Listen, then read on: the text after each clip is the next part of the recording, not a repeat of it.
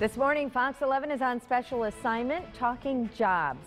When Governor Scott Walker took office, he promised to help the private sector create 250,000 jobs. He's just about halfway through his term, so how is he doing? So far, the numbers are not in his favor. Fox 11's Robert Hornacek joins us now with more. Good morning, Robert. Good morning, Rachel. Doesn't 2010 seem like forever ago? It really does.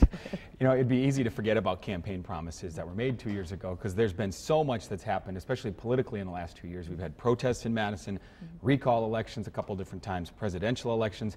But we wanted to check up on the central campaign promise made by Governor Scott Walker back in 2010, his pledge to create 250,000 new jobs in 4 years. And while we don't have an exact number of jobs created to this point, it's roughly about 35,000, and that's off from the pace needed to hit the goal.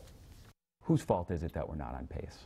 Oh, again, I think there's a number of factors out there. I mean, we never dreamed that we'd hit it exactly an even number every month all the way up to 2015. We assumed that this would be a compounding factor, kind of a snowball effect, that as more employers felt good about the economy, they'd see others and that would build. I still think that will happen, but it'll have to be at a faster pace.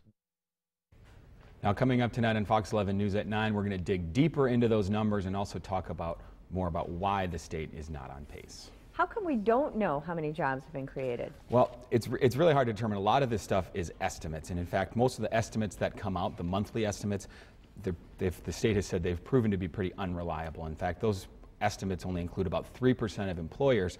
The other, that of course hasn't stopped some of the governor's political opponents from using those numbers, even though they're just estimates. And in fact, the governor himself has used some of those numbers in the past. But things have changed a little bit in the way they determine those estimates. Okay. And now the numbers that are the most accurate don't come out for about 6 months, because those are based on responses from about 96% of the employers. Those are the numbers that everybody seems to agree are the most accurate, but unfortunately the most accurate numbers we have right now only go up till June.